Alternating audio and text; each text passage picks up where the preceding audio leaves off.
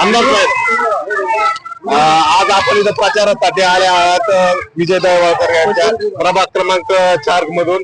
तर काय सांगाल धनुष्यबाणाच्या प्रभाग क्रमांक 4?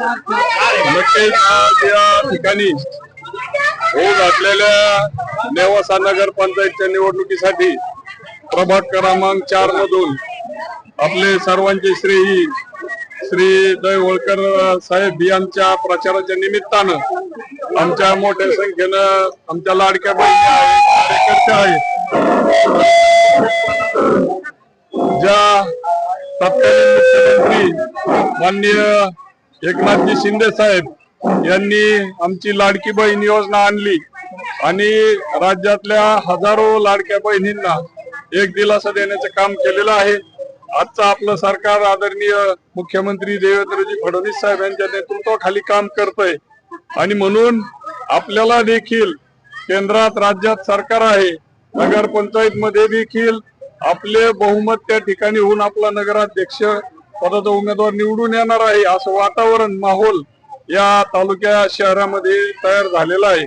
आणि म्हणून निश्चित उद्याच्या प्रगतीच्या दृष्टीनं प्रभाग क्रमांक 4 देखील त्या ठिकाणी विकास कामांच्या माध्यमातून श्री दळवळकर आणि त्यांचे सर्व सहकारी यांच्या माध्यमातून प्रगती पथावर राहील याची मला खात्री आहे. मी या प्रभागासाठी योग्य संपूर्ण काम करायला कटिबद्ध आहे. जनता आपली पाठीशी आहे,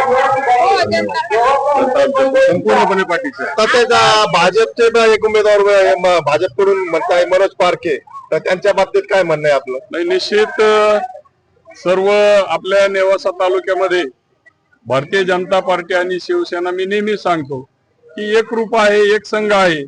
जरी अपवादात्मक परिस्थितीमध्ये काही गोष्टी घडल्या असल्या तर त्याचे निश्चितपणानं प्रयत्न आपले राहणार आहे की अजून देखील सर्वांनी एका झेंड्याखाली यावं. ते प्रयत्न आम्ही सर्व भाजप शेवटच्या टप्प्यात एकत्रित येऊ शकतात. शेवट लवकरच आपले प्रयत्न आहे की सर्वांना एका झेंड्याखाली आणून या नेवासा नगर पंचायत वरती शिवसेना भारतीय जनता पार्टी महायुतीचा झेंडा या ठिकाणी फडकायचा. आमच्या लाडक्या बहिणीचं एकच विनंती आहे, आमच्या घर नावावर पाहिजे, आम्हाला रोड रस्ते पाहिजे. कधी पण येऊन लोक घर खाली होणार आहे, खाली होणार आहे, घर बाजू नका, आम्हाला घरपोच पाहिजे. आम्हाला पैशाला पण काही नको.